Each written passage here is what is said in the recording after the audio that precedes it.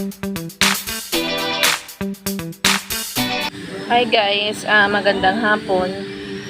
So, paano nga ba natin maiiwasan yung sakit na COVID-19 guys?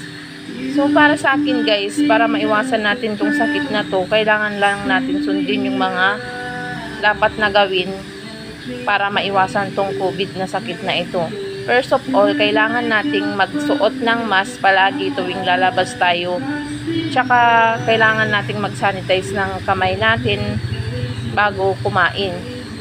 Tapos, pagka lumabas ka naman, pag uuwi ka na, kailangang maligo ka muna bago ka pumasok sa bahay nyo para maiwasan yung kumapit na bakterya sa katawan.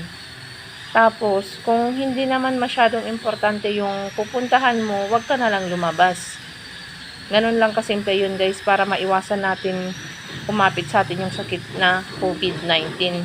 Kasi karamihan sa mga tao guys, hindi sinusunod yung mga protocols na wear your mask, wear your face shield. Parang wala lang sa kanila tong sakit na to na COVID-19.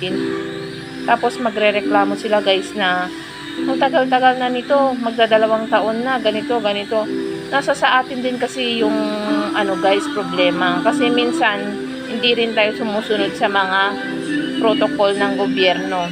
Dapat kasi pag lumabas tayo, dapat naka-proper face mask tayo, tapos naka-face shield tayo para maiwasan natin kaptan ng sakit na COVID-19. So, ganun lang guys, stay safe. God bless, and sana mawala na tong sakit na tong COVID-19. Salamat, bye-bye.